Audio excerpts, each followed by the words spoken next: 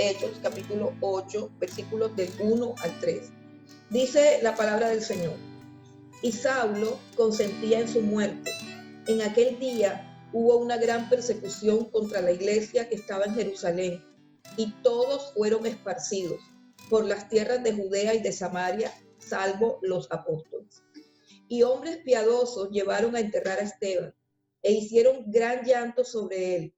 Y Saulo asolaba la iglesia, y entrando casa por casa, arrastraba a hombres y a mujeres y los entregaba en la cárcel. Vamos a orar para que Dios hable a nuestras vidas con esta palabra. Señor, queremos darte gracias, Señor, por un día como hoy, Señor, por un día como hoy que tú pensaste, que tú creaste, que tú inventaste, Dios del cielo, para que nosotros pudiésemos reunirnos en torno a tu presencia y poder escuchar tu palabra. Concédenos ahora a todos los que estamos conectados, Dios del cielo, que no haya ningún obstáculo, que no haya ninguna distracción, que no haya ningún impedimento, Dios, en el nombre de Jesús, para que tu palabra pueda llegar a nuestros corazones, para que nosotros podamos disponernos para escucharla, Señor. Te pedimos en el nombre de Jesús, Señor, que nos des unos oídos abiertos y unos corazones sensibles, Señor, a tu voz, que tu palabra haya cabida en nuestros corazones, que nosotros podamos escucharla, Señor, con el deseo ardiente de ponerla por obra, de obedecerla, Señor. Te pedimos en el nombre de Jesús que nos hables, Dios del cielo. Te pedimos en el nombre de Jesús que quites de nosotros ese hábito religioso de simplemente oír por oír, de aplaudir por aplaudir, de asentir por asentir. Te pedimos que hagas tu obra en nuestras vidas como cantábamos hace poquito, Dios. Haz tu obra en nuestras vidas, haz tu obra con tu palabra. Que tu palabra nos regrese vacía como tú lo has determinado, Señor, sino que cumpla en nosotros el propósito para el cual la enviaste, Señor. Cámbianos, transfórmanos, edifícanos, corrígenos, exhórtanos, consuélanos, Dios. Haz tu obra en nuestras vidas, Dios. Queremos oírte, que seas tú, Señor. Toma el control de mi vida, de mis pensamientos, de mis errores, de mis limitaciones, Señor. Que seas tú, Señor, porque te necesitamos a ti. Queremos oír palabras de vida eterna, queremos oír palabras que salgan de tu boca, palabras frescas, vivas y eficaces para nuestras necesidades, Dios, y para la gloria de tu nombre. Te damos gracias, Dios, te bendecimos, Rey, te exaltamos en el nombre de Jesús. Amén y amén. Bueno, el título de este mensaje es Fueron esparcidos.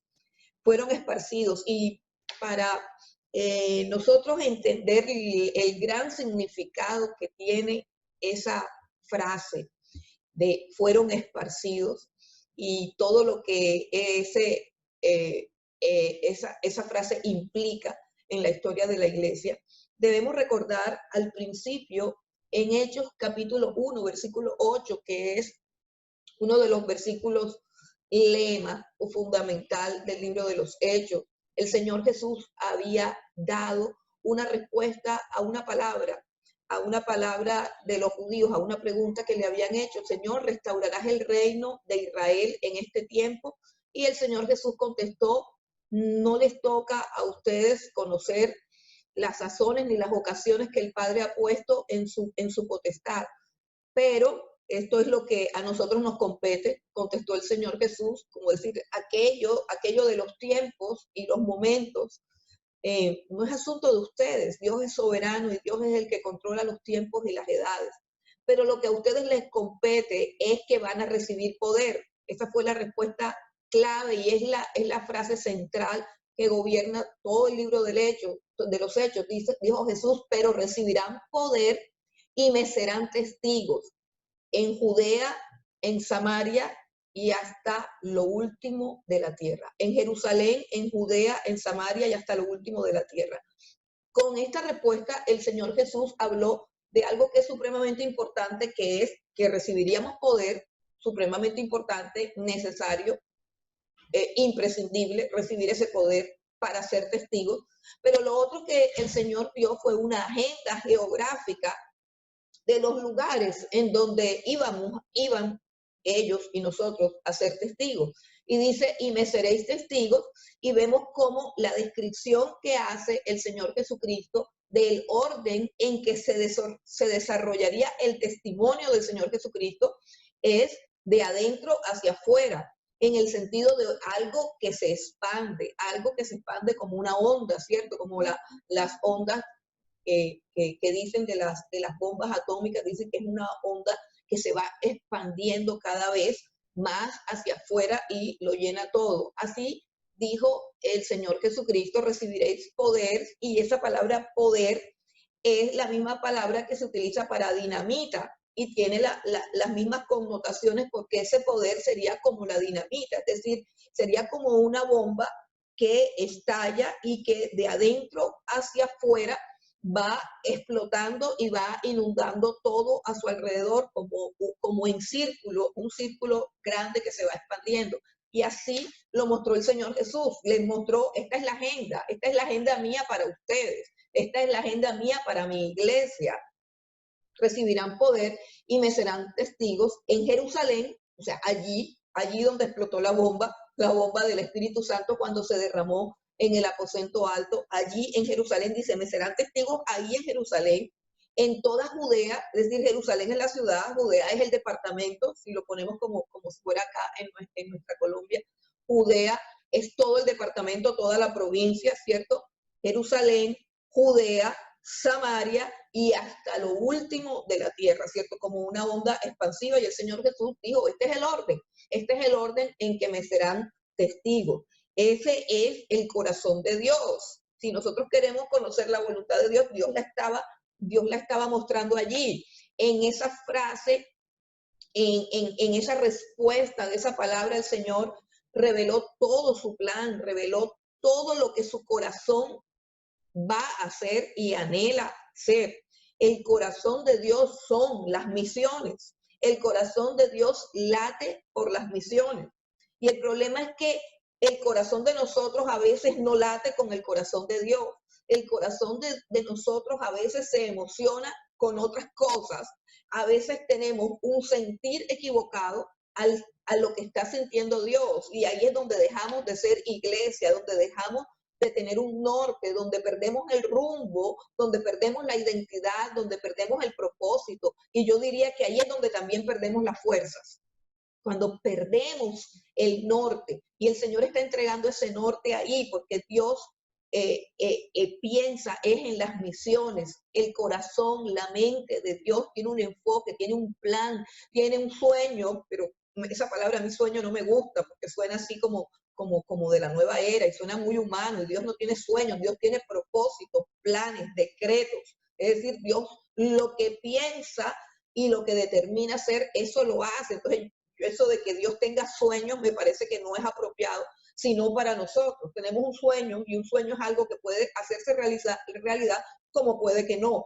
Así que Dios, creo que no tiene ningún sueño, Dios tiene planes y Dios tiene propósitos eternos, propósitos trazados en la eternidad que evidentemente se van a realizar en el tiempo, porque Dios hace todas las cosas según el beneplácito de su voluntad, según lo que a Él le place.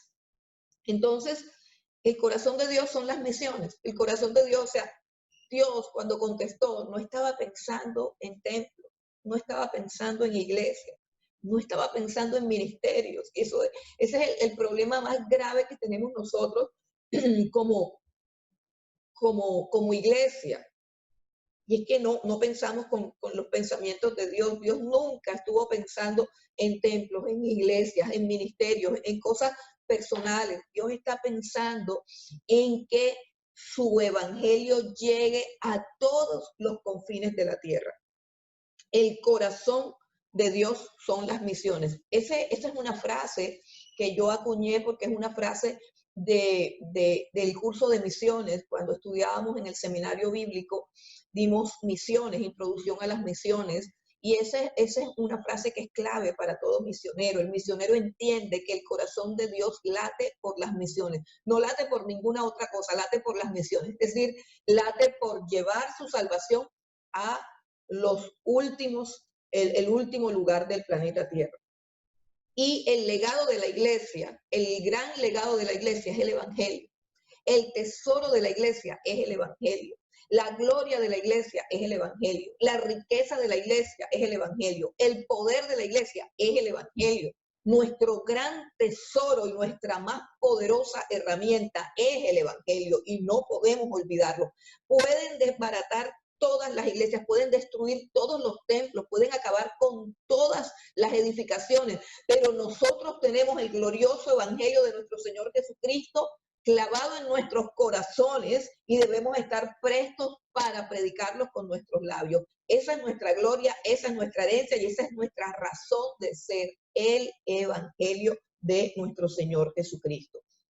Pero parece que la iglesia primitiva, al igual que nosotros, por su humanidad, se le olvida o perdió de vista esa agenda geográfica que el Señor Jesucristo les dio. Primero me serán testigos en Jerusalén, luego en Judea, luego en Samaria y hasta lo último de la tierra. Parece que se olvidaron un poco de eso y se quedaron allí en el aposento alto, acomodados, apacentándose a sí mismos, disfrutando de las bendiciones de Dios, porque es una bendición poder adorar, porque es una bendición poder cantar, porque es una bendición y un deleite poder escuchar la palabra de Dios, poder disfrutar de la compañía de los hermanos, poder compartir con los testimonios de sanidades, milagros, prodigios. Todo eso es una bendición, pero ese no era la agenda que el Señor le había entregado a la iglesia. Y parece que la iglesia primitiva como que se quedó un poco estancada y se hizo necesario que Dios le diera un empujón para que continuara con su trabajo, con su labor, con su misión que Dios le había entregado. Y vemos, hablando de esto, vemos que la inclinación del ser humano y del ser humano caído ha sido desde la antigüedad el asentarse en un solo lugar, juntarse en un solo lugar.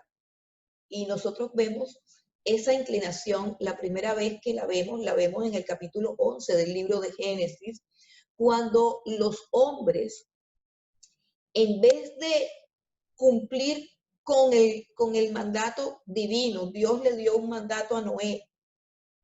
De hecho, el mandato se lo dio primeramente a Adán y Eva. Y dentro de ese mandato, cuando la Biblia dice que Dios creó a Adán y Eva, varón y hembra los creó y los bendijo y les dijo, fructificad y multiplicaos y llenad la tierra. Esa es una frase clave, que esa frase expresa lo que hay en el corazón de Dios, la visión de Dios, lo que Dios quiere con los seres humanos. Dice, llenad la tierra. O sea, Dios le dijo a Adán y Eva, fructifiquen, multiplíquense y llenen la tierra. Es decir, llenar la tierra implica que toda la tierra quede llena. Cuando nosotros vamos al libro de Habacuc, hay un texto bien hermoso que nos gusta y hay una canción acerca de ese texto en Habacuc que dice, y será llena la tierra del conocimiento de Dios. Y cantamos, y será llena la tierra de su gloria, y será llena la tierra del conocimiento de Dios, como las aguas cubren la mar. Eso está en Habacuc 2:14. Es un texto del cual hemos hecho una canción y la cantamos con alegría. Y será llena la tierra del conocimiento de Dios como las aguas cubren la mar. Y esa es la expresión de la voluntad de Dios. Pero el hombre tiene una inclinación totalmente opuesta, totalmente contraria. Y encontramos en la Torre de Babel que todos se unieron, todos se juntaron, se aglomeraron en un solo cuerpo y dijeron, mejor hagámonos un nombre y hagámonos una torre para que no seamos esparcidos. Sí ve, exactamente todo lo contrario. Si usted busca en Génesis capítulo 11, va a encontrar la frase que dijeron toda la humanidad, y dice Génesis 11 que toda la tierra tenía una sola lengua, un solo idioma, y se dijeron unos a otros, o sea, todos tenían el mismo deseo, todos tenían el mismo sentir, una unidad internacional. Ese fue el momento perfecto de la globalización. Todos estaban juntos, todos estaban de acuerdo y todos dijeron, no, que nos vamos a esparcir, ni que nos vamos a esparcir, contrario a lo que habían recibido, porque después del diluvio, Dios habló a los hijos de Noé y a Noé y hizo un pacto con Noé y le dijo que poblara toda la tierra, que se esparcieran, que cubrieran toda la tierra, que se multiplicaran sobre la faz de la tierra.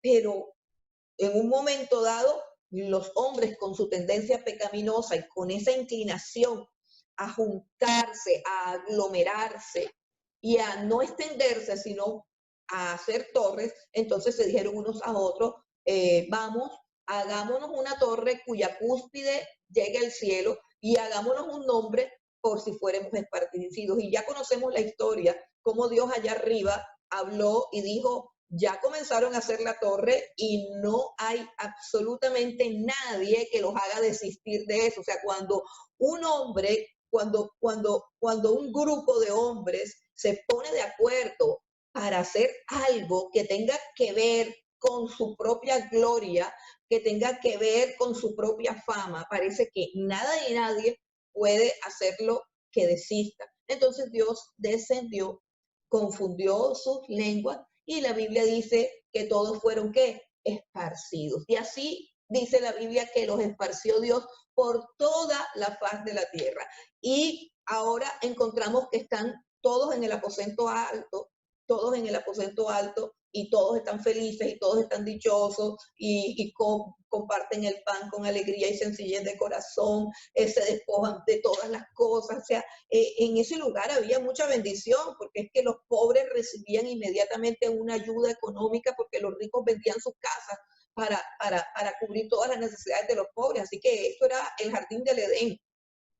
Pero no era exactamente el propósito de Dios y no se estaba cumpliendo con el propósito de Dios. Entonces vemos que el hombre tiene esa inclinación, pero la herramienta divina para hacer su voluntad es dispersar, esparcir. Es Dios el que esparce. Y en la Torre de Babel utilizó la confusión de las lenguas, pero aquí en el aposento alto utilizó la persecución. La persecución fue la herramienta que Dios utilizó, y la persecución viene ¿de dónde? Viene de las tinieblas, viene de Satanás, viene de la oposición, pero se convierte en una herramienta al servicio de los planes y de la voluntad de Dios. Y ahí es donde Dios muestra su gloria y su soberanía, cómo la oposición termina siendo un ayo del plan de Dios, cómo la oposición que busca detener la obra de Dios finalmente termina sirviéndole a los propósitos de Dios y al contrario, direccionando y enderezando el rumbo de la iglesia. Entonces, esto es sumamente precioso porque nos muestra la grandeza del poder de Dios y cómo Dios no puede ser burlado y cómo Dios no puede ser enseñado y cómo nosotros no podemos decirle a Dios por qué haces esto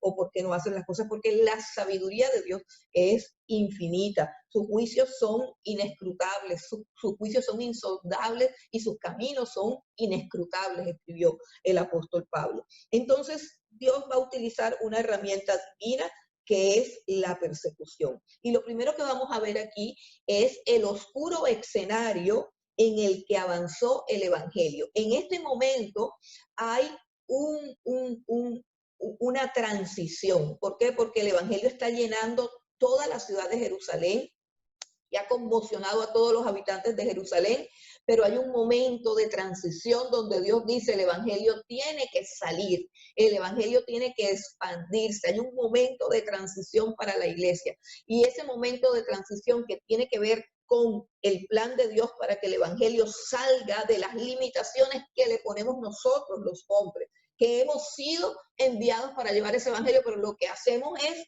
encerrarlo, lo que hacemos es limitar ese evangelio por nuestra mentalidad tan estrecha. Entonces Dios lo que hace es sacudir, darle un sacudón a la iglesia para que la iglesia reaccione y utiliza realmente la oposición. Vamos a mirar primero el oscuro escenario en el que avanza el evangelio. El evangelio es el poder de Dios para salvar. El evangelio es la gloria del Señor, es la expresión de su gloria y es la expresión de su gracia y de su poder, y es la herramienta más poderosa que tiene la iglesia. Pero ese evangelio, precisamente para mostrar su poder, se vale de la oposición para mostrarse cuán poderoso y cuán glorioso es. Así que lo primero que vamos a ver es el oscuro escenario en el que avanza el Evangelio. En el capítulo 8, versículo 1 al 3, lo primero que tenemos que dice ahí es que hubo una gran persecución. La primera cosa que hay de ese escenario oscuro es una gran persecución. Versículo 1, hubo una gran persecución. En el versículo 2 encontramos que hubo un gran dolor. Hubo un gran dolor. ¿Por qué hubo un gran dolor? Porque mataron a Esteban. Y lo mataron de la manera más horrenda y lo mataron de la manera más despiadada y desgarradora. Lo mataron apedreándolo delante de todo el mundo. Y eso produjo un intenso dolor porque Esteban era un hombre amado. Recuerden que él fue el primer nombre por el que votó toda la asamblea para que fuese el que sirviera las mesas. Ellos vieron morir a Esteban de la manera más horrible y de la manera más terrible, pero no solamente vieron morir a Esteban, sino que el versículo 3 dice que Saulo asolaba la iglesia entrando casa por casa y arrastraba a hombres, a mujeres y los entregaba en la cárcel. En ese momento estaba, número uno, una gran persecución, una persecución sin precedentes sobre la iglesia en Jerusalén. Número dos, un gran dolor. Había muerto Esteban y murieron muchas personas más, murieron muchos creyentes más, solamente estamos hablando de uno que era supremamente amado y apreciado por todos los discípulos. Pero también habían muchos hombres y mujeres encarcelados por el apóstol Pablo, por la persecución. Y lo cuarto que había es que tenían un gran perseguidor. En nosotros, cuando conocemos al apóstol Pablo, nos vamos a dar cuenta de la clase de hombre que era. Yo creo que todos podemos tener una visión clara del carácter del apóstol Pablo. Creo que sabemos que es un hombre fuerte, que es un hombre que tiene un carácter supremamente firme, supremamente sólido, que es un hombre que cuando quiere hacer algo, lo hace con excelencia y cuando se propone hacer algo, no hay quien lo detenga. Ese es el carácter del apóstol Pablo. Y ese era, al parecer, según lo que dice la escritura y según lo que interpretan la mayoría de los comentaristas, que Pablo era el que dirigía la persecución, que tenía una obstinada animadversión contra todos los creyentes, que los odiaba de manera fuerte, de manera profunda, sentía un profundo odio y estaba completamente decidido a exterminarlo. Entonces, este era parte del escenario en el que el evangelio crece. Una gran persecución, un gran dolor, luto, cárcel, sufrimiento, un gran perseguidor, un gran perseguidor. ¿Y qué tenemos de esto? ¿Qué tenemos de toda esta oscuridad aparente? Pensemos por un momento nosotros como cristianos que vivimos una vida tan cómoda, que no conocemos lo que es la persecución. ¿Cómo podrían sentirse todos ellos al saber la manera como murió Esteban?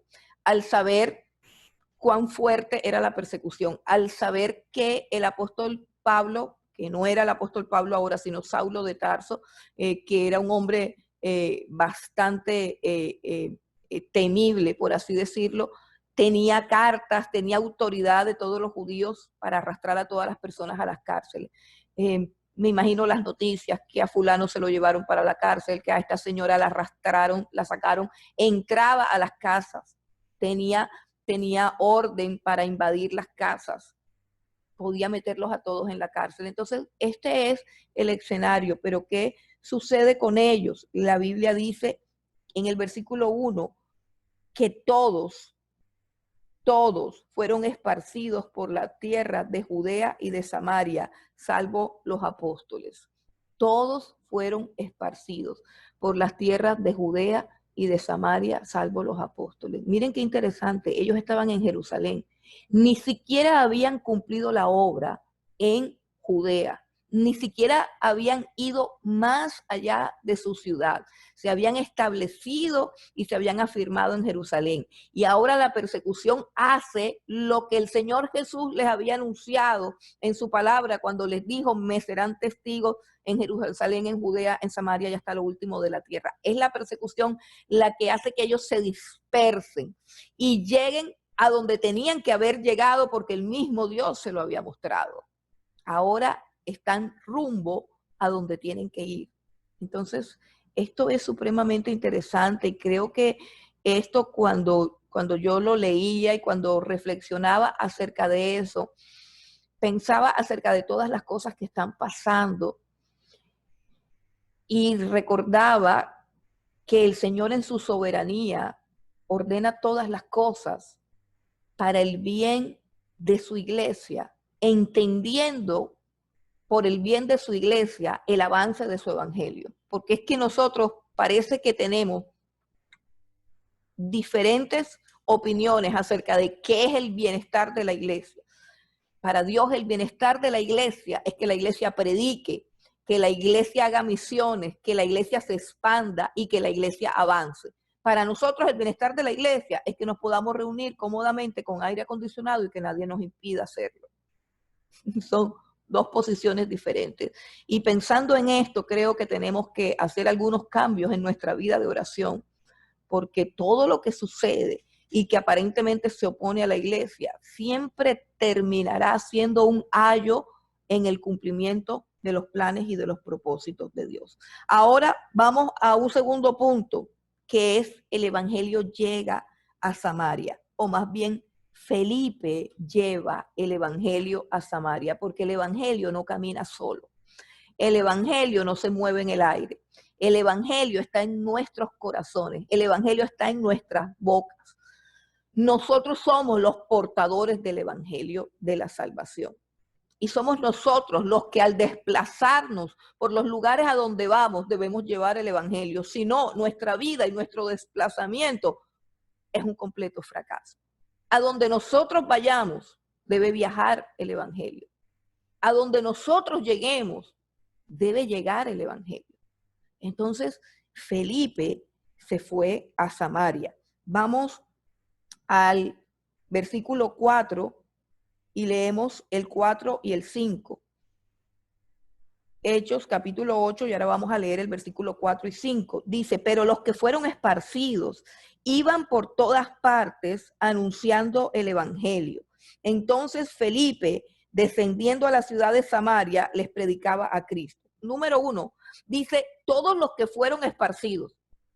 Todos los que fueron esparcidos en medio del dolor, en medio de la oposición, en medio del duelo, en medio de la tristeza, en medio de la violencia. Ellos no fueron y salieron de Jerusalén renegando o quejándose o blasfemando o amargados o tristes o dispuestos a claudicar. No, dice: todos los que fueron esparcidos iban predicando el evangelio. Iban predicando el evangelio por todas partes. Eso era lo que Dios quería que pasara. Eso era lo que Dios anhelaba que pasara. Y lo segundo que dice es que entonces Felipe, descendiendo a la ciudad de Samaria. Y es interesante que la Biblia dice descendiendo a la ciudad de Samaria. No solamente porque había que descender en el sentido geográfico, sino porque para que un judío, para que una persona de Israel llegase a pasar por Samaria, tenía que descender también moralmente hablando, tenía que descender espiritualmente hablando, tenía que descender religiosamente hablando, porque la tierra de Samaria era considerada inmunda, porque los judíos cuando atravesaban Israel de sur a norte, daban una vuelta porque Samaria quedaba entre el camino que va de la provincia de Judea a la provincia más norteña, que es la provincia de Galilea, y en medio de esas provincias había que pasar por Samaria. Pero los judíos en vez de rebajarse, entre comillas, o contaminarse pasando por ese territorio, se daban una vuelta y caminaban el doble con tal de no tocar territorio samaritano. Entonces, Felipe no solamente tuvo que descender geográficamente hablando, sino que Felipe tuvo que descender espiritualmente hablando, religiosamente hablando. Felipe tuvo que humillarse.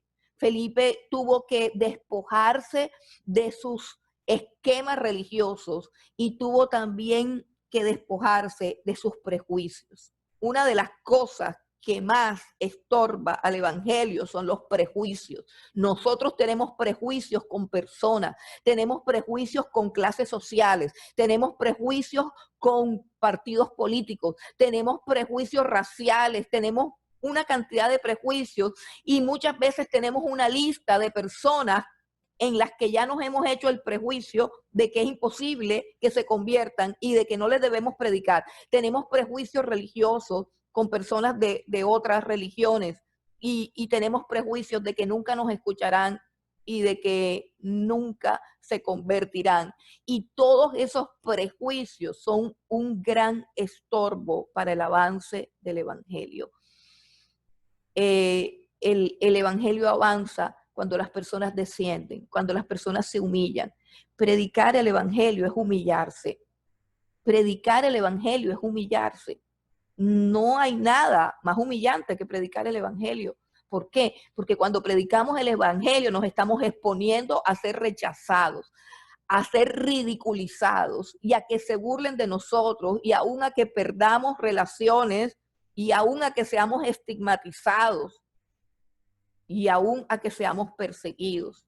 Así que para predicar el evangelio, yo tengo que renunciar al orgullo, renunciar a la altivez y renunciar a mi comodidad, porque la tarea de predicar el evangelio es una tarea de descender. Siempre hay que descender. Y muchas veces Dios nos puede llevar a predicar el evangelio a un lugar donde quizás no querramos ir. A nosotros nos gustaría predicar el evangelio en X lugar, pero Dios ha dicho que no es en el lugar donde estemos cómodos, sino que es el lugar donde Él nos envíe, donde Él nos lleve. Así que Felipe descendió a Samaria. Lo segundo es que predicaba Felipe. ¿Qué predicaba el Felipe? Cuando decimos predicar el evangelio, quizás vienen a nuestra mente muchas ideas ambiguas. Y hay un problema bastante delicado a nivel de toda la iglesia. Es el problema claro, y es que la iglesia, cuando habla de muchas cosas, de religión, de iglesia, de su pastor, de congregarse, cuando habla aún de cosas de la Biblia, cree que está predicando el evangelio. Muchas personas cuando dicen busca de Dios, dicen yo le prediqué. Muchas personas cuando dan un testimonio, y eso está bien, está muy bien dar el testimonio, cuando dan un testimonio de que Dios los sanó, o que Dios los rescató, o que Dios restauró su economía, dicen, yo le prediqué. Muchas personas cuando encuentran a alguien triste y le dicen, vamos a la iglesia para que Dios te dé gozo o que Dios te dé alegría, o vamos a la iglesia para que Dios arregle tu vida. Muchas personas llaman a eso predicar el evangelio. Y eso no está mal, pero eso no es predicar el evangelio. Muchas personas cuando hablan de su iglesia, de su congregación o de su pastor, dicen que estaban predicando el evangelio, pero eso no es predicar el evangelio. Dice claramente, Felipe, descendiendo a la ciudad de Samaria, les predicaba a Cristo. El evangelio tiene un tema y el tema es el Señor Jesucristo. Ese es el tema central del evangelio, ese es el protagonista central del evangelio. Si nosotros hablamos de Dios, escúcheme, si nosotros hablamos de Dios, nosotros no vamos a tener problema con nadie. Si nosotros decimos no, porque Dios es bueno y hay que buscar de Dios y hay que buscar los caminos de Dios y hay que tener temor de Dios. Y siempre que hagamos eso, nosotros no vamos a tener ningún problema, porque todo el mundo tiene un Dios y todo el mundo cree que el Dios que tiene es el Dios verdadero. Todas las religiones, todas tienen un Dios. Y si yo digo que hay que buscar a Dios, todo el mundo va a estar de acuerdo conmigo. Es más, me van a decir, sí, que yo lo busco. Yo busco a Dios todos los días. Yo busco a Dios todos los días. Entonces, hablar de Dios, y creo que esto quedó bastante claro cuando compartíamos aquel texto donde dice que no hay otro nombre dado a los hombres en el cual podamos ser salvos, sino en el nombre de Jesucristo.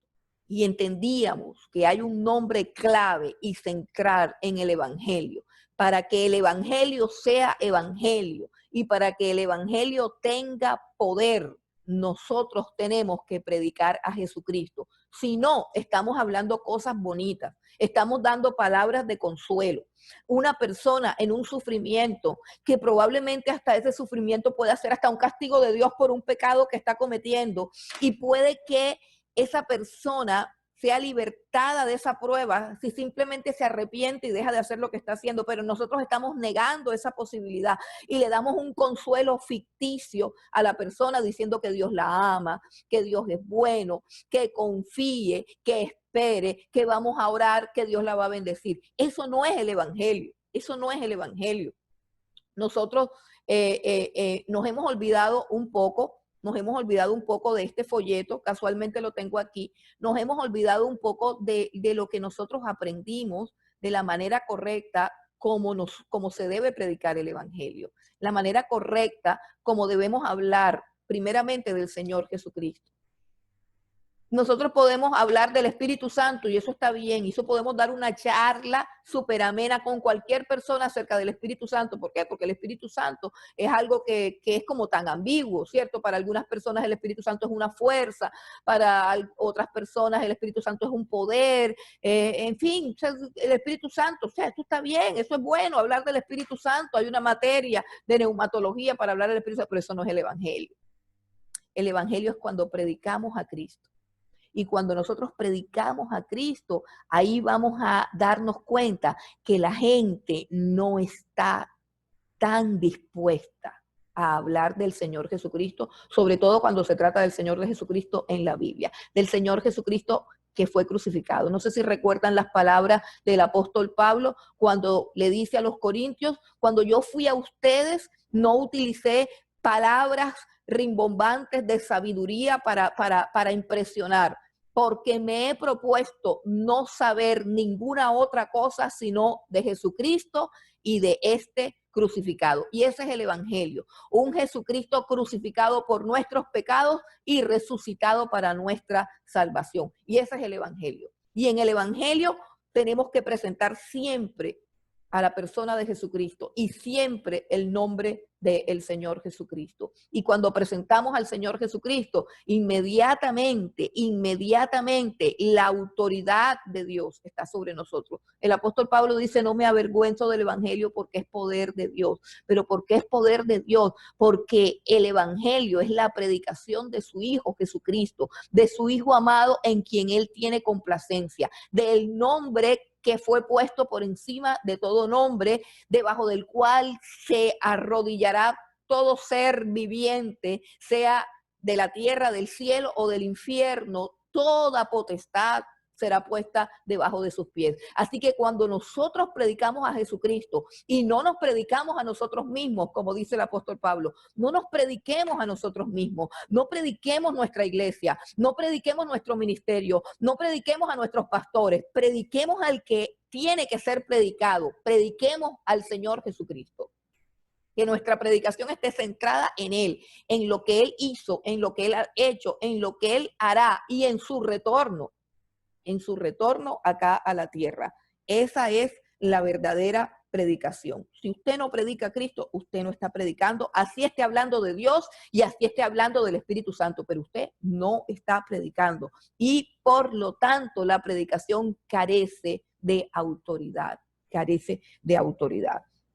¿Qué predicaba Felipe? Predicaba a Cristo. Y esta predicación cristocéntrica, escuche bien, esta predicación cristocéntrica es el golpe más duro que como iglesia le podemos dar al reino de las tinieblas. escuche bien, esta predicación cristocéntrica. Esta predicación cristocéntrica. Y quiero que lo veamos aquí en el capítulo 8, versículo 6. Ya dijimos que Felipe está predicando ¿a quién? A Cristo. ¿Qué pasaba con esta predicación? Versículo 6 dice, y la gente unánime escuchaba atentamente las cosas que decía Felipe, oyendo y viendo las señales que hacía, porque de muchos que tenían espíritus inmundos salían estos dando grandes voces, y muchos paralíticos y cojos eran sanados. Así que había gran gozo en aquella ciudad. ¿Qué sucedía en esta ciudad? ¿Qué sucedía?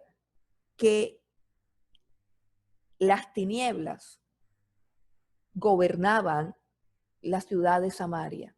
Repito, las tinieblas gobernaban la ciudad de Samaria. ¿Y cómo sabemos que las tinieblas gobernaban la ciudad de Samaria? Porque cuando Felipe comenzó a predicar a Jesucristo, escuche bien, a Jesucristo, cuando Felipe comenzó a predicar a Jesucristo, solamente con su predicación, salían los espíritus inmundos.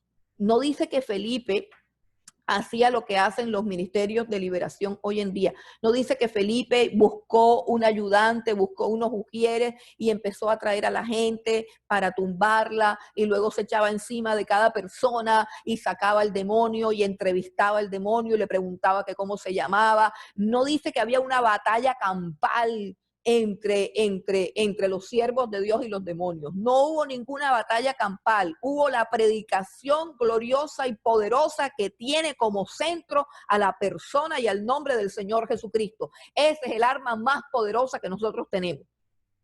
Y frente a ese nombre, todos los demonios huyen. Todos los demonios huyen. O sea, no hubo necesidad de exorcismo. O como lo decimos nosotros, no hubo necesidad de liberación. Y no estoy diciendo que no haya momentos en que eso sea necesario. Pero quiero decirte que la predicación del Señor Jesucristo, centrada en el Señor Jesucristo, es mucho más poderosa que cualquier sección de liberación. No se necesita. ¿Sabe? Yo crecí con la palabra de Dios. Yo crecí con la Biblia. Yo no crecí, y le doy gracias a Dios, con la visión de nadie.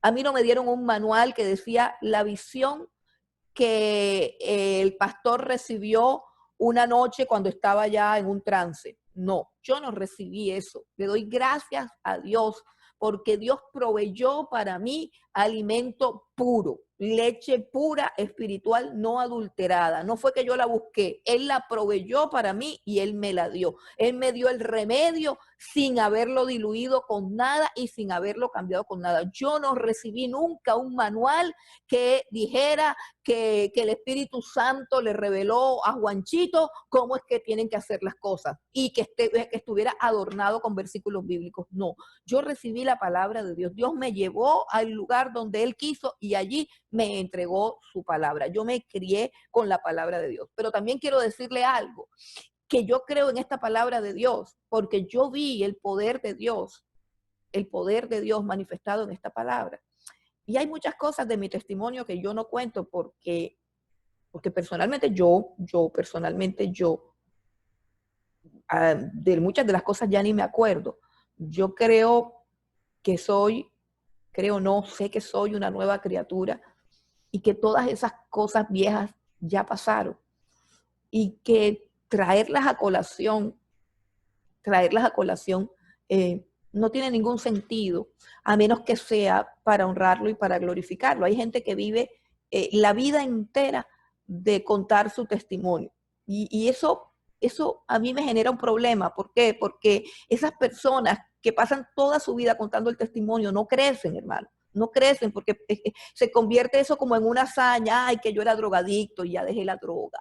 Ay, yo era drogadicto y ya dejé la droga. Sí, pero dejamos la droga o el homosexualismo o el adulterio o lo que sea que hayamos dejado. ¿Y qué nos queda? Nos queda la envidia, nos queda la mentira, nos queda el egoísmo, nos queda la lujuria, nos queda la vanidad, nos queda una cantidad de cosas que son tan difíciles de tratar, porque yo veo que cuando alguien se convierte genuinamente, si es adúltero, enseguida va y deja eso. Si es ladrón, enseguida deja de robar. Si es homosexual y se convierte, enseguida deja todo eso. Y uno ve todos esos cambios. El homosexual se quita la peluca, se quita el maquillaje, se vuelve un hombre enseguida. Sí, pero ¿y lo que queda? ¿Qué es lo más complicado? ¿Cómo nos quitamos las mentiras? ¿Cómo nos quitamos el egoísmo? ¿Cómo nos quitamos la vanidad? Y si nos pasamos todo el día diciendo, sí, es que yo era adúltero y ya no lo soy. Y todo lo que tengo por delante, porque tengo que ser transformado a la estatura de un varón perfecto que es Cristo Jesús.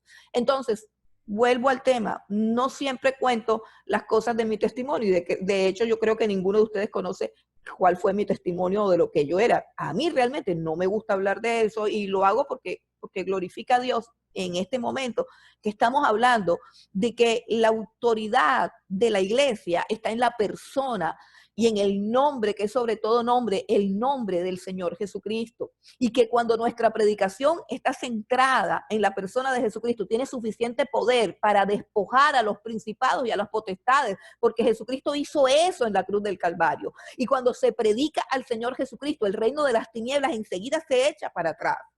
Porque Jesucristo es Rey de Reyes, es Señor de Señores, porque Él los expulsó ya, porque esa obra ya la hizo el Señor en la cruz del Calvario. Aún antes de que Jesús subiera a la cruz del Calvario, la Biblia dice que los demonios se le apartaban y les decían, sabemos que eres el Santo, has venido a atormentarnos antes de tiempo. O sea que esos demonios saben que Jesús los va a atormentar toda su vida y lo pueden identificar.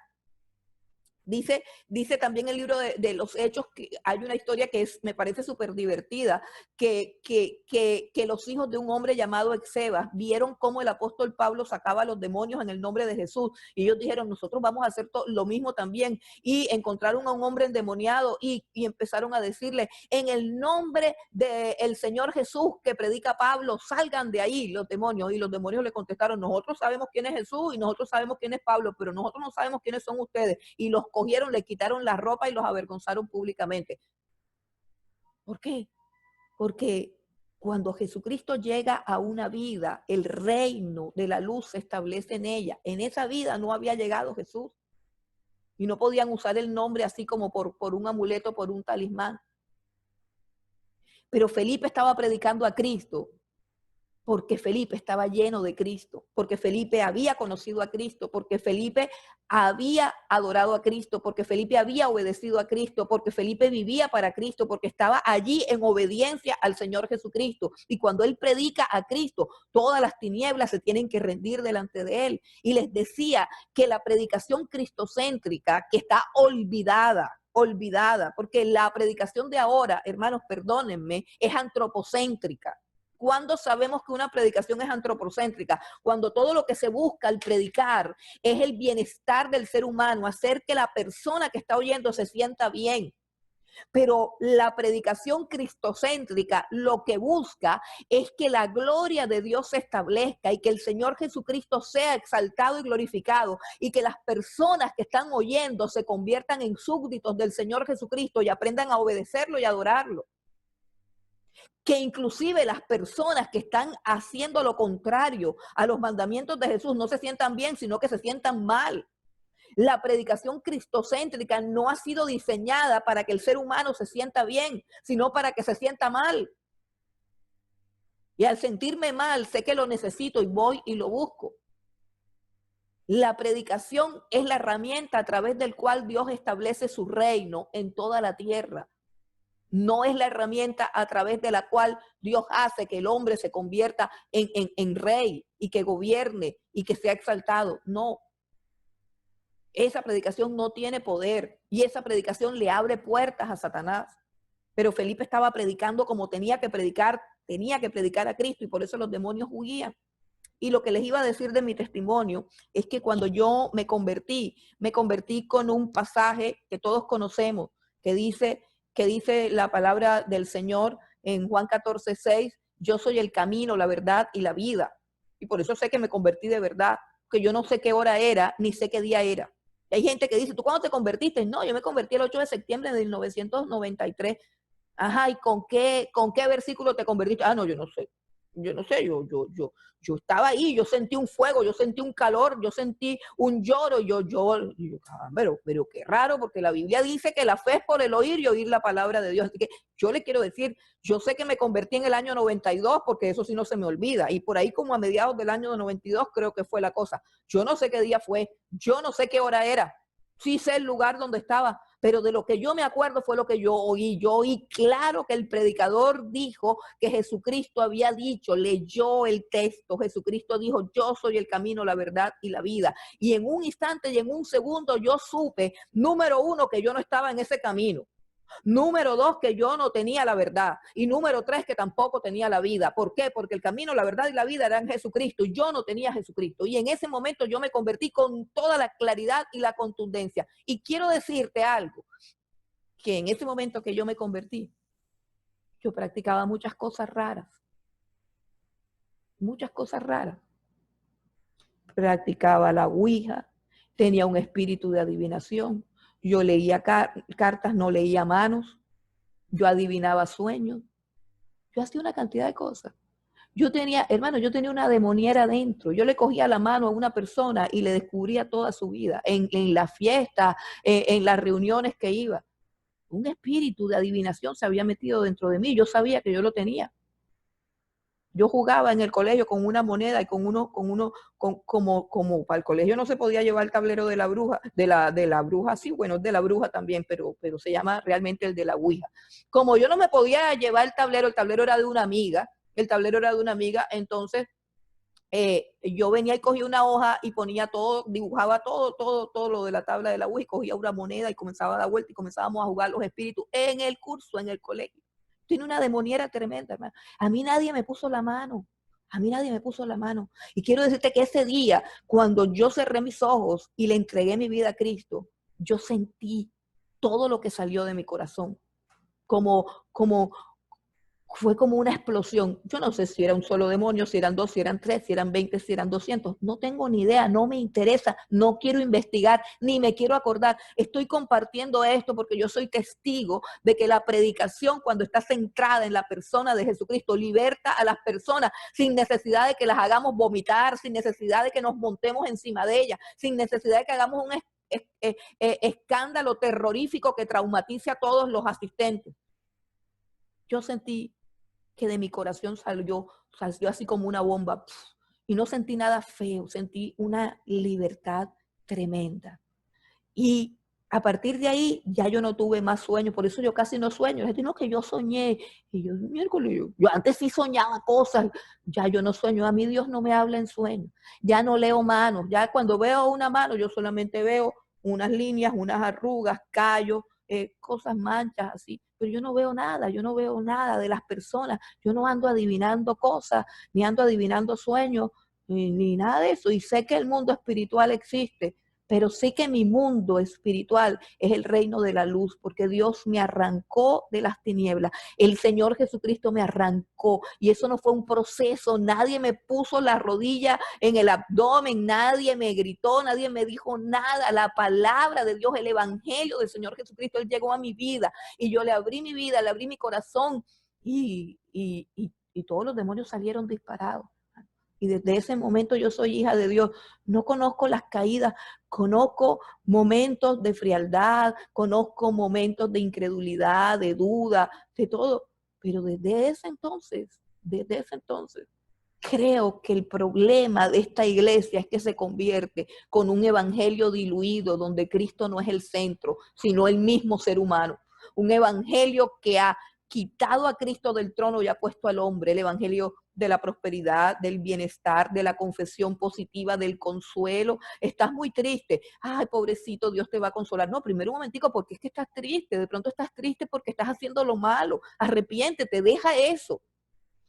Ese es el evangelio que predicaba Felipe, y es el evangelio que entra y derriba el reino de las tinieblas. Y dice que muchos espíritus inmundos salían dando grandes voces. Samaria estaba poseída por las tinieblas, gobernada por las tinieblas, gente endemoniada. Segundo, muchos paralíticos y cojos eran sanados. Quiero decirte que desde ese tiempo y hasta ahora hay enfermedades que son enfermedades normales, naturales, de deterioro del cuerpo, fallas orgánicas, pero hay enfermedades producidas por brujería, hay enfermedades producidas por las tinieblas, hay enfermedades producidas por hechicerías, por cosas así. Este tipo de enfermedades, dice, tenía mucha gente paralítica y tenía mucha gente coja, pero era por la abundancia de la brujería que había, la abundancia de las prácticas esotéricas, prácticas extrañas. Recordemos, número uno, que Samaria se dividió del reino del sur, Judea, se dividieron por el problema que hubo bajo Salomón, que Salomón le puso muchos impuestos a todas las provincias para edificar el templo, y que ellos no quisieron seguir adorando en ese templo, y como no quisieron adorar en el templo que Dios había escogido en Jerusalén, entonces ellos hicieron un becerro, lo que Dios había prohibido, pero en Samaria fue donde comenzó la idolatría. Hicieron un becerro y hicieron un lugar de culto y colocaron el becerro ahí y adoraban el becerro. Desde ese tiempo, muchos años, muchos siglos atrás, todos los demonios habían ingresado a la tierra de Samaria y todos los habitantes estaban padeciendo cautividad espiritual y enfermedades. Eso fue lo que hizo la predicación, libertar y sanar, libertad. La predicación, escuche la predicación. Felipe era un evangelista, es el primer evangelista que sale en la palabra de Dios. El primer evangelista fue Felipe, el primer evangelista, o sea, el que iba de allí para acá predicando al Señor Jesucristo. Y su predicación expulsaba a los demonios y sanaba a los enfermos. Escuchen, no había un show, no le traían los enfermos y los ungía, no había, y no estoy diciendo que eso sea malo, estoy hablando de que tenemos que considerar cuán poderosa era la predicación de Felipe, que la sola predicación producía la liberación de los demonios y las sanidades físicas. Y la tercera cosa que producía esta predicación y que me parece supremamente hermoso es que dice el versículo 8 que había gran gozo en aquella ciudad. Había gran gozo en aquella ciudad. El evangelio trae gozo. El evangelio trae gozo. El evangelio trae alegría. El cristiano necesariamente, si es cristiano, debe ser alegre. De allí es donde David, cuando ora después de pecar y pide perdón y se arrepiente en el Salmo 51, una de sus peticiones es: devuélveme el gozo de la salvación. Hermano, y si alguno de nosotros siente que está perdiendo el gozo, porque el gozo es parte de la salvación. O sea, el gozo no es una cualidad emocional de algunos cristianos que tienen un carácter alegre, no. El gozo de la salvación es parte del regalo, o sea, todo lo que es la salvación contiene una cantidad de cosas: perdón de pecados, expiación de los pecados, purificación del alma, dones del Espíritu Santo, adopción como hijos de Dios. O sea, contiene una cantidad de cosas, pero dentro de todas esas cosas, el gozo de la salvación. Hermano, si usted lo ha perdido por la pandemia, por una enfermedad, por una crisis económica, por una decepción, por una traición, por algo que vio, por algo que se enteró, si usted lo ha perdido, o de pronto no tiene explicación alguna, simplemente usted dice: he perdido el gozo y no sé por qué. Hay que orar por eso, porque eso es suyo. Si usted es salvo, usted tiene gozo. Si usted es de Cristo, usted tiene gozo, no importa lo que pase. Hay que pedirle a Dios: Señor, devuélvenos el gozo de la salvación. El evangelio llegó con poder, derribando a los demonios, sanando a los enfermos y trayendo gozo a toda la ciudad. Trayendo gozo a toda la ciudad. Pero hay un protagonista, ¿cierto? Y no es posible que el evangelio llegue a una ciudad que está atada por demonios, que está en tinieblas y que el reino de las tinieblas no se ponga bravo.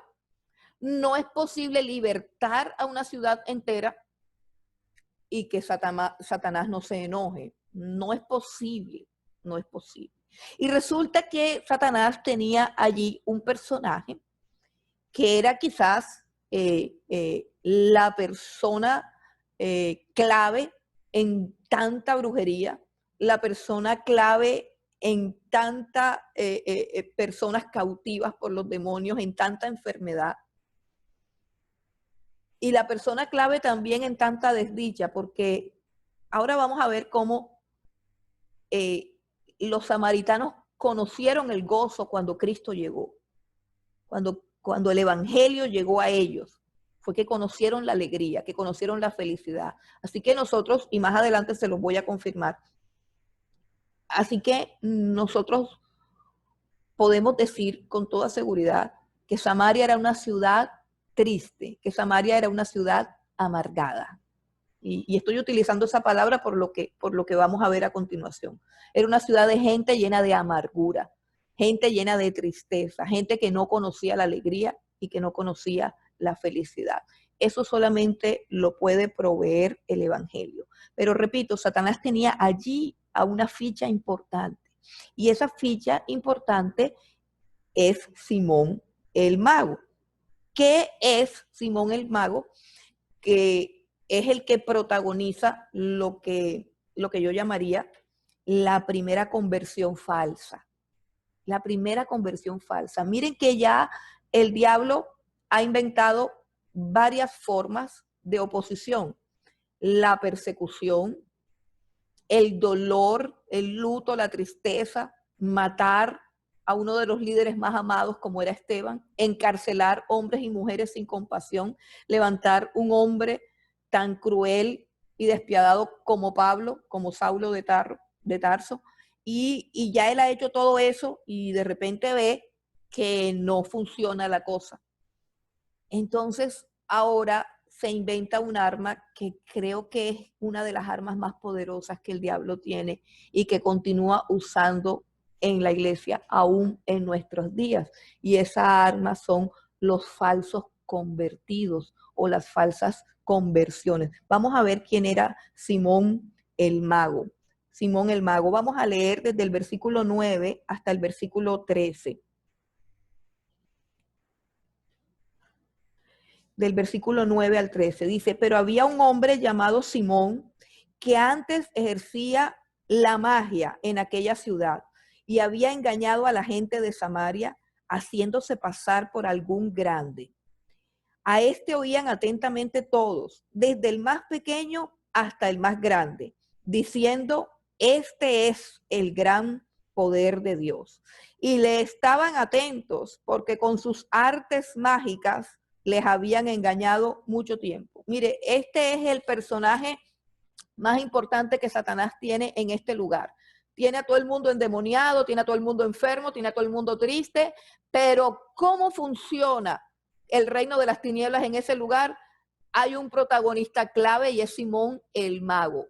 Dice que tiene a todos engañados, practica la magia.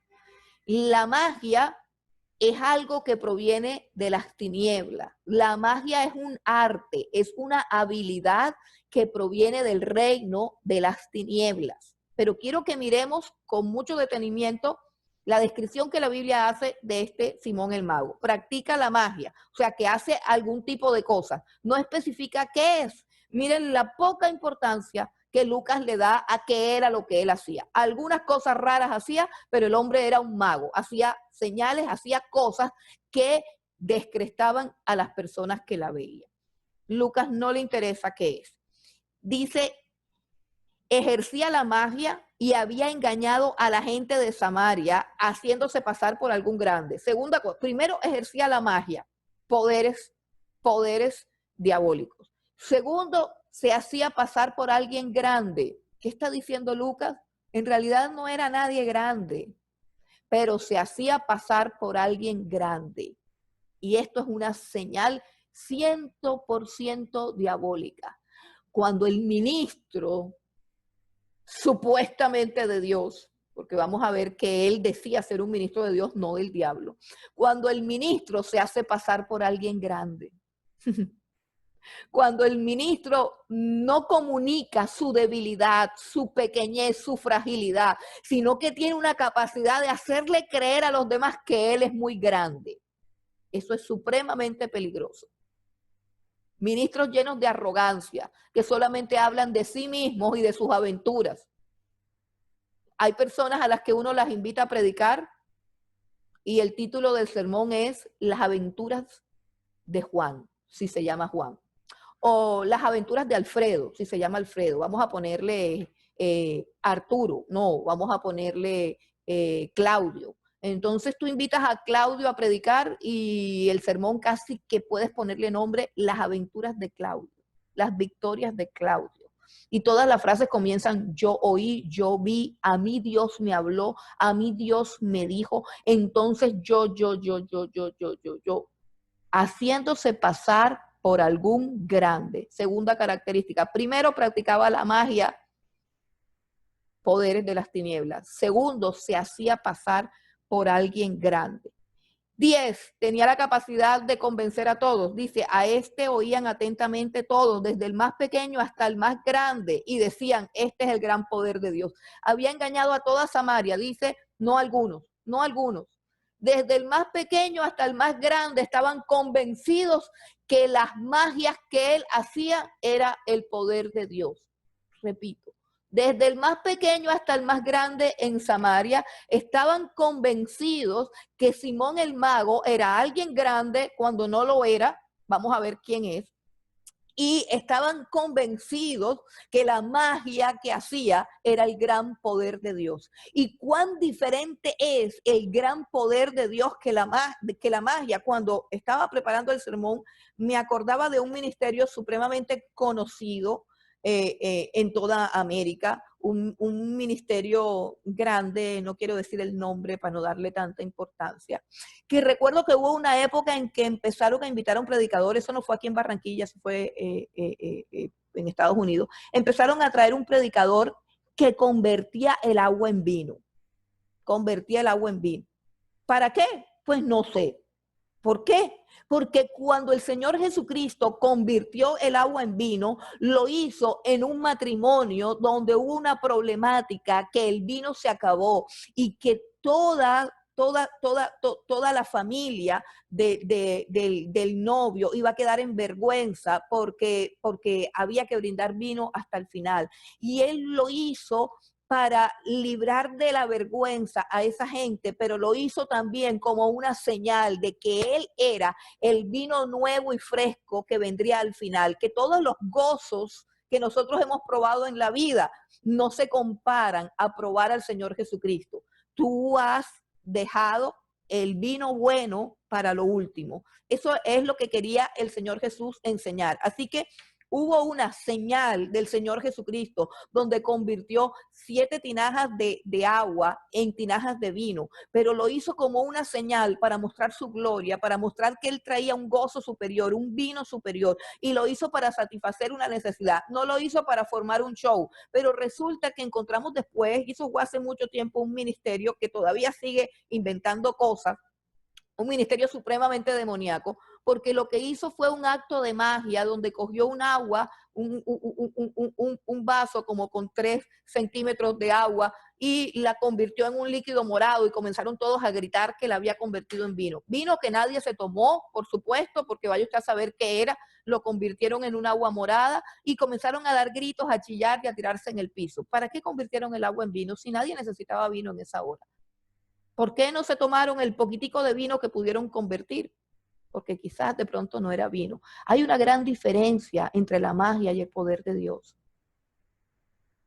Pero lo importante es que Dios quiere mostrarnos a nosotros que hay ministerios que utilizan la magia y que tienen la capacidad de convencer a las demás personas ingenuas e incactas que esos actos de magia son el poder de Dios. Y si esto comenzó así, porque esta fue una estocada de Satanás, esto fue la manera como Satanás dijo, me voy a vengar de todas las almas que me han quitado, de todas las almas que me han libertado, me voy a vengar. Y este hombre era respaldado por la magia. Y estos actos de magia tenían convencidos a todos los habitantes de Samaria que ese era el poder de Dios.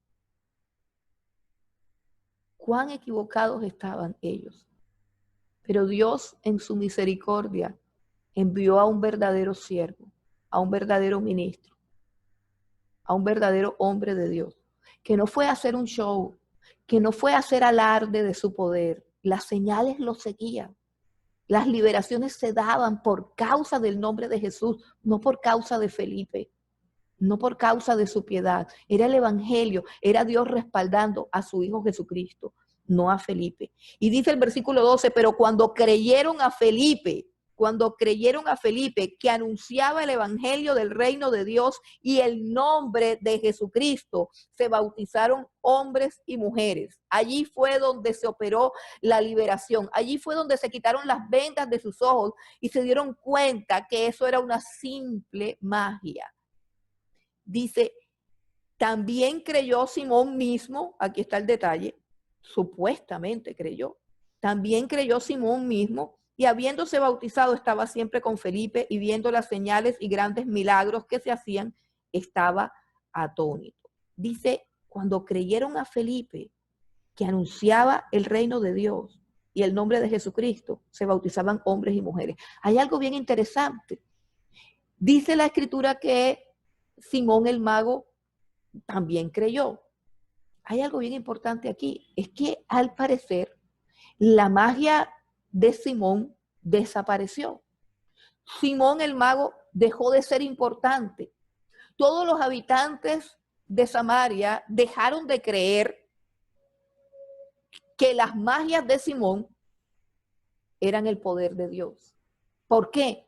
Porque se encontraron con el verdadero poder de Dios. Se encontraron con el poder del evangelio. Se dieron cuenta que los que estaban endemoniados y escuchaban a Simón haciendo sus magias continuaban endemoniados, que los que estaban enfermos por enfermedades malignas y de las tinieblas, aun cuando Simón hacía sus magias, ellos continuaban enfermos. Se dieron cuenta de que eran pecadores y se convirtieron a la persona del Señor Jesucristo. Se dieron cuenta que sus corazones habían cambiado. Se dieron cuenta que la amargura, la tristeza y el dolor que antes tenían se había convertido en gozo. Y eso no lo había podido haber hecho nunca jamás Simón el mago. Así que Simón el mago se les desmoronó, se les desvaneció. Parece que hasta perdió la capacidad de hacer magia. Cuando el evangelio de Jesucristo fue predicado, ya como que no le salía. Yo me lo imagino con el sombrero, tratando de que apareciera la paloma, pero la paloma no aparecía. Tratando de mover la varita mágica, pero la varita ya no funcionaba. Todo dejó de funcionar. ¿Por qué? Porque Cristo llegó a reinar en el pueblo de Samaria a través de la predicación del glorioso y poderoso evangelio, cuyo nombre, sobre todo nombre, es el nombre de Jesús. Entonces, el pobre Simón perdió su gloria, perdió su fama, perdió su poder, ya nadie más hablaba de Simón. Entonces a Simón, ¿qué le tocó? Al pobre Simón le tocó decir, bueno, tocará convertirme, tocará seguir todo esto porque ya no hay nada para mí, ya no tengo magia, ya no tengo influencia, ya nadie cree en mí, ya no me paran bolas, ya no soy famoso, ya no soy nada, me va a tocar convertirme.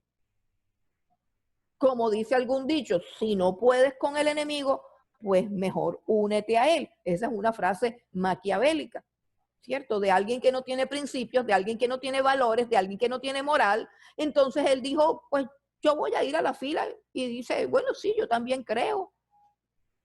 Y estas son las señales externas de una conversión falsa.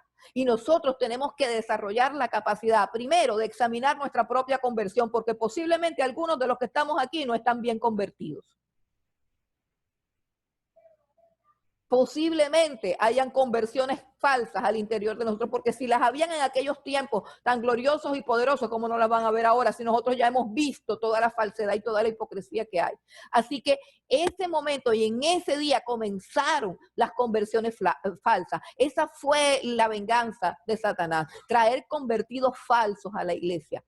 La persecución no hace tanto daño como los falsos convertidos. Si hay algo que puede ocasionarle daño a la iglesia, son las conversiones falsas. Pero qué bueno que esta conversión falsa de este Simón se encontró con unos ministros competentes para discernir la falsedad, competentes para sacar a la luz, unos ministros que no estaban buscando números, que no estaban buscando fama, que no estaban buscando gloria, unos ministros que tenían celo por el nombre del Señor Jesucristo y no deseos de que su iglesia crezca.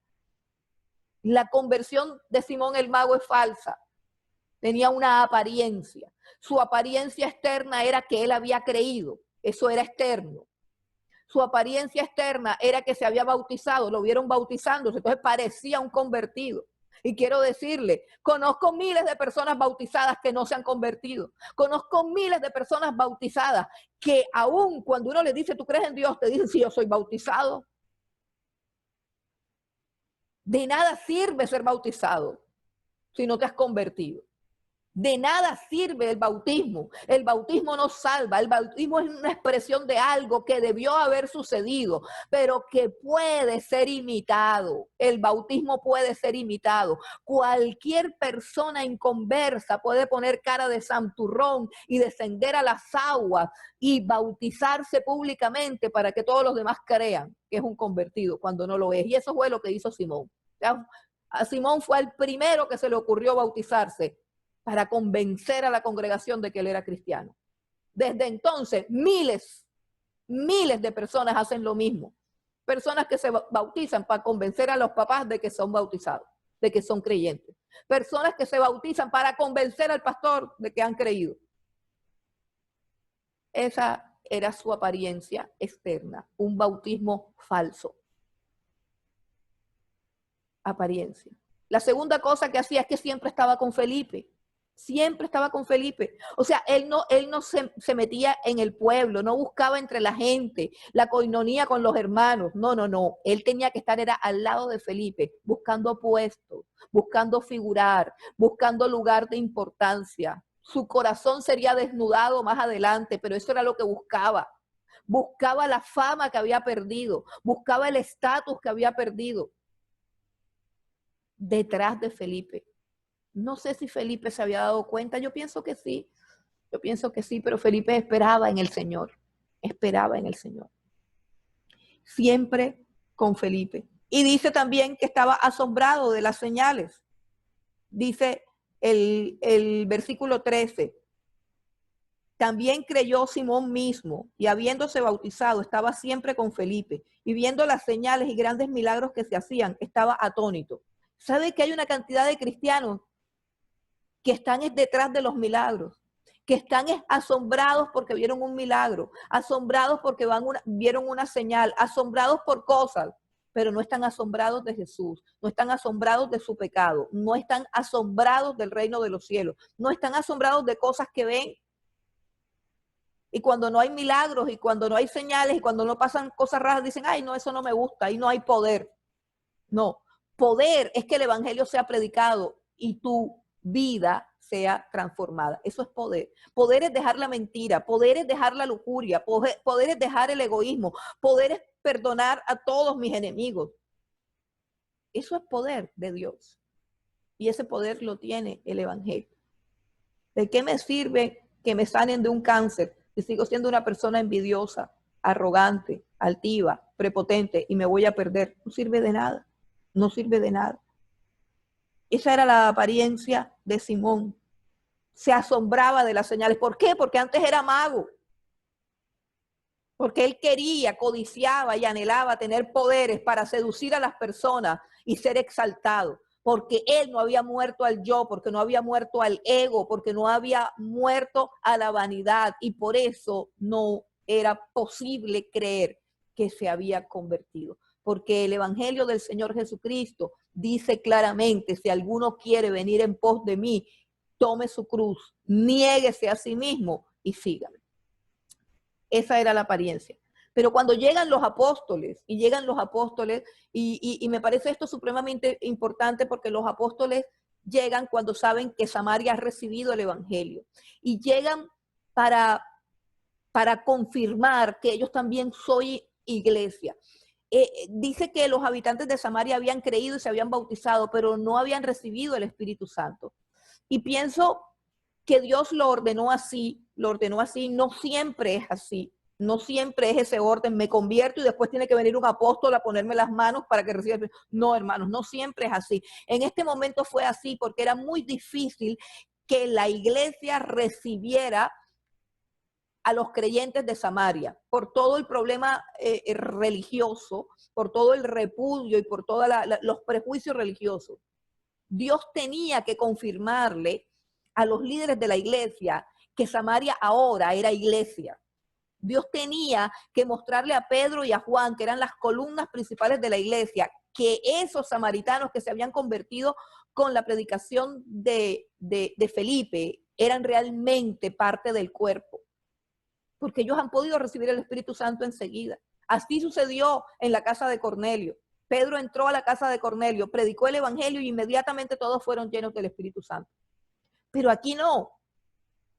Aquí mandan a llamar a los apóstoles, los apóstoles llegan y comienzan a imponer las manos y todos comienzan a ser llenos del Espíritu Santo.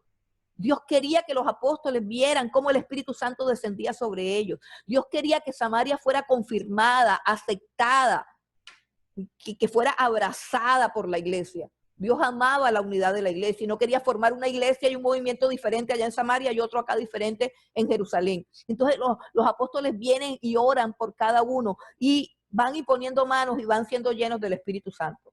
Así lo dispuso Dios en esa ocasión. No quiere decir que siempre tiene que ser así. Dios hace como quiere en cada vida y en cada historia. Y cuando Simón el mago vio esto, dice la Escritura, inmediatamente saltó lo que él era. Inmediatamente salió a la luz lo que había en su corazón.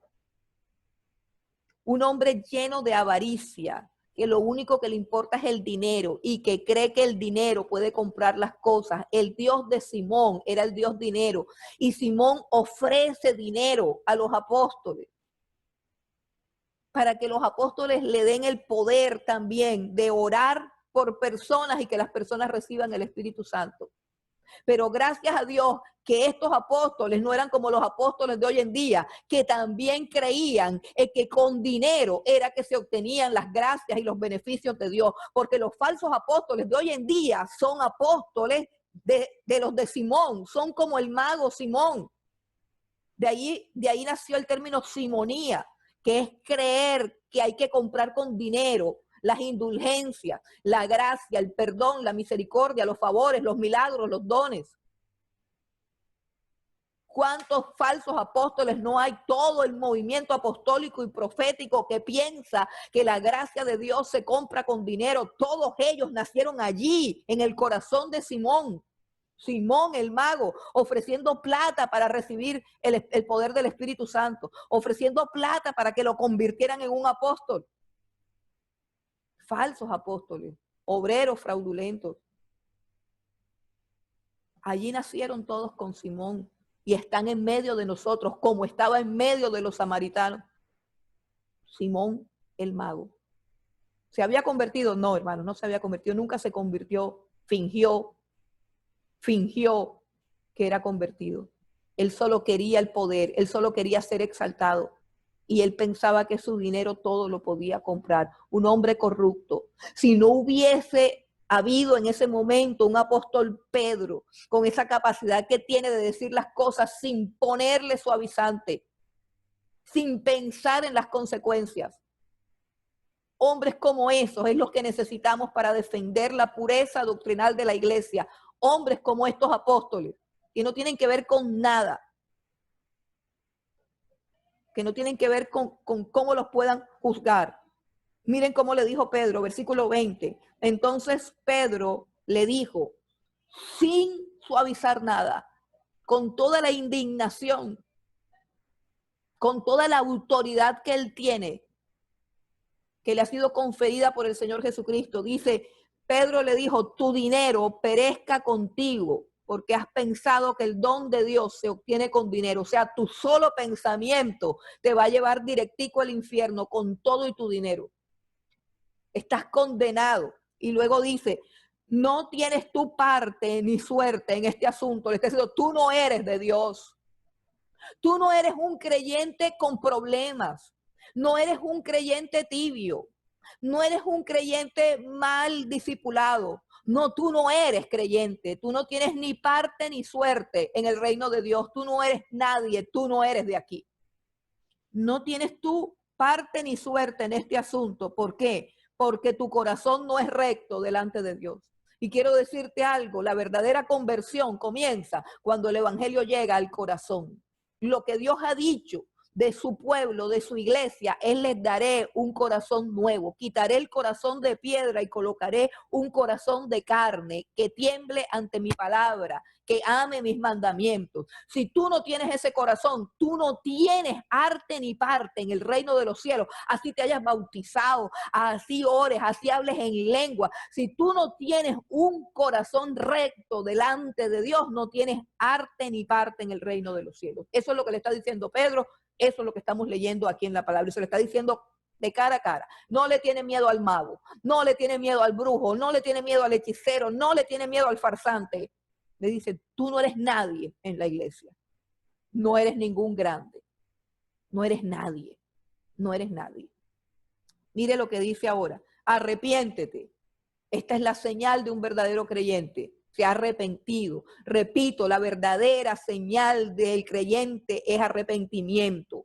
El Espíritu Santo no viene a una vida para darnos poderes mágicos. El Espíritu Santo viene a una vida para convencernos de pecado, de justicia y de juicio. Y que todo el orgullo y la soberbia de creernos que somos alguien caiga al piso ante la realidad que Él nos presenta de lo que realmente somos. Y cuán necesitamos nosotros el perdón, la gracia y la misericordia de Dios. El Espíritu Santo de Dios lo que viene a nuestras vidas es a mostrarnos nuestras mentiras, los pensamientos inmundos de nuestra cabeza, nuestra condición perdida. Esa es la obra del Espíritu Santo en nuestra vida. El Espíritu Santo erradica el orgullo de nuestros corazones y nos hace personas dependientes y al mismo tiempo bienaventurados, porque Jesús dijo, bienaventurados los pobres de espíritu, porque de ellos es el reino de los cielos.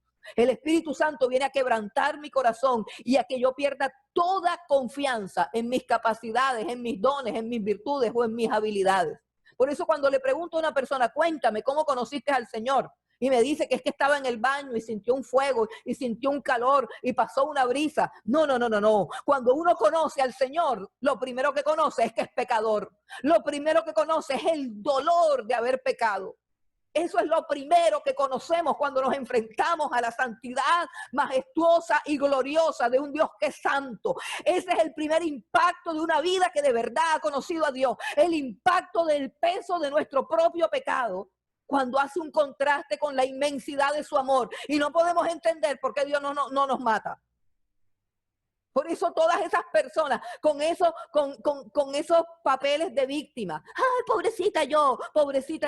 ¿Sabe qué? Cuando Cristo viene a la vida de nosotros se acaba el pobrecito yo, porque nos damos cuenta que hemos sido bienaventurados.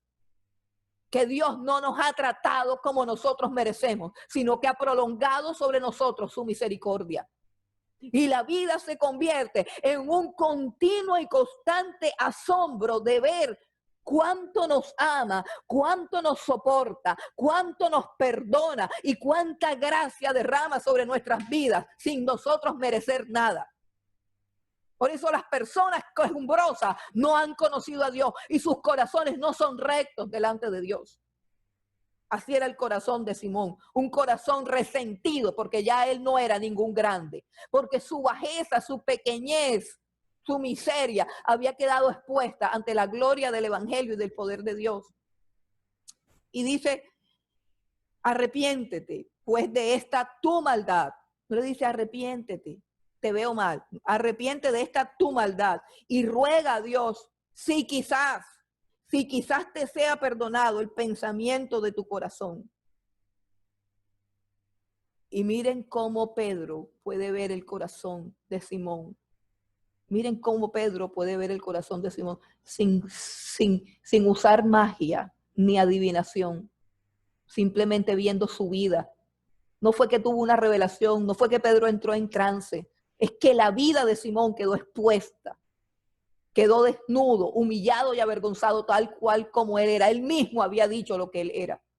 Y dice, porque en hiel de amargura y en prisión de maldad veo que estás. Hiel de amargura y prisión de maldad. Tiene amargura porque no es lo que él quiere ser. Tiene amargura porque perdió la fama, porque perdió el poder, porque perdió la influencia. Tiene amargura porque no ha muerto a su yo ni a su ego. Está amargado y frustrado. Por eso es que creo que una población que por mucho tiempo, como los samaritanos, fueron ministrados por un hombre lleno de amargura, lleno de avaricia, lleno de maldad, no podían ser felices. Ellos conocieron la felicidad cuando el evangelio de Jesucristo llegó a través de los labios de Felipe. Conocieron la libertad, conocieron el gozo de la salvación, conocieron la alegría y conocieron la paz. Mientras tanto, eran amargados. Y la mayoría de las personas amargadas y frustradas son amargadas y son frustradas porque quieren una gloria que no tienen, porque quieren una posición que no tienen, porque quieren escalar a unas alturas que no han podido escalar. Y eso es lo que trae amargura. Pero Jesús dice, aprendan de mí que soy manso y humilde y hallarán descanso para vuestras almas, porque en mi yugo es fácil y ligera mi carga. Ser sencillos y ser humildes produce mucho gozo y mucha alegría. Es un hombre amargado. Dice, y en prisión de maldad veo que estás, y es un hombre esclavo. Esclavo de sus pasiones, esclavo de su avaricia, esclavo de sus ambiciones. ¿Se había convertido Simón? No. Simón no se había convertido. Porque cuando Cristo viene a nuestras vidas, viene a darnos libertad. Conocerán la verdad y la verdad los hará libres. Un hombre amargado no es un hombre cristiano. Un hombre esclavizado por sus propias ambiciones y pasiones no es de verdad un hombre que se haya convertido a Cristo. Cuando nos convertimos a Cristo, estamos completos, estamos seguros, estamos saciados. Y podemos, sí, trabajar por cosas y podemos prosperar, pero de eso no depende mi felicidad. Mi felicidad, mi gozo y mi plenitud es ya y es ahora en Cristo Jesús. Él es la cabeza de todo principado y de toda potestad. Y la Biblia dice, y en Él estamos completos. El que tiene a Cristo tiene la vida. El que tiene a Cristo lo tiene todo. El que tiene a Cristo no le falta nada. El que tiene a Cristo tiene paz, tiene gozo. No era así con Simón y no es así con los falsos maestros. No es así con los falsos apóstoles y no es así con los falsos convertidos. Identifica qué hay en tu corazón. Si tú tienes codicias de cosas que quieres tener, seguro hay amargura. Si tú anhelas puestos y cargos y consideras que la iglesia es una plataforma para el éxito que no has logrado todavía, tienes amargura. Hemos vivido manejando gente como Simón, ¿sabes? Yo he conocido muchos Simones a lo largo de mi corto ministerio. Mucha gente como Simón, que fingen ser lo que no son y en el fondo de sus corazones anhelan solamente ser exaltados y honrados. Ojalá que examinemos nuestro corazón, examinemos nuestra alma, examinemos nuestra predicación. Estamos aquí para eso, como iglesia. Este texto lo estamos estudiando para eso. Examina tu predicación. ¿Estás predicando a Cristo? Examina tu conversión. ¿De verdad te arrepentiste de tus pecados? Examina tu corazón. ¿Hay amargura? Examina tu vida. ¿Hay esclavitud? Todo aquel que hace pecado, dice el Señor, esclavo es del pecado. ¿Conoces a alguien como Simón? Yo conozco muchos líderes como Simón. Simón, el mago, no avanzó más porque Pedro y Juan le pusieron freno. Pero hoy en nuestros días hay muchos ministros cobardes que les da miedo desenmascarar a Simón el mago. Y hay muchos Simones magos con grandes ministerios y nadie dice nada. También producen conversiones falsas. Hay muchas conversiones falsas. El poder de Dios no es para hacer magia, es para cambiar el corazón de las personas. La palabra de Dios es para cambiar los corazones, no para hacer magia.